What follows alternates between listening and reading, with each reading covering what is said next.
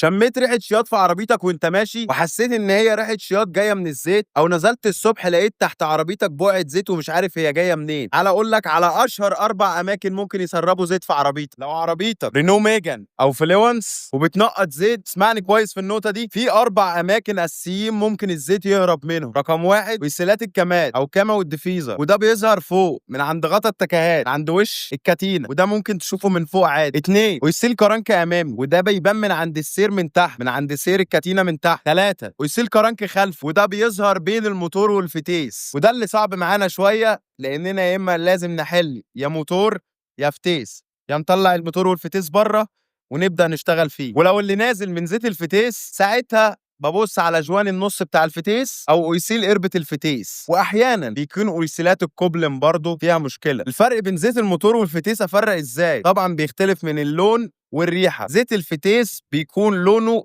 فاتح شويه، طبعا احنا بنميزه بالريحه زي ما قلنا. اهم حاجه في الموضوع ان انت تشخص العطل صح قبل ما تفك اي حاجه. واهم حاجه في موضوع الاويسيلات ان انت تحاول تعمل طقم اويسيلات كامل، ان انت تلاقي، فهتلاقي ممكن مش اكيد ويسيلات الكمات هي كمان جابت زيت بعد ما انت حكمت ويسيل الكرنك. لو عندك اي مشكله في تسريبات زيت اكتب لي في الكومنتات وهحاول اساعدك.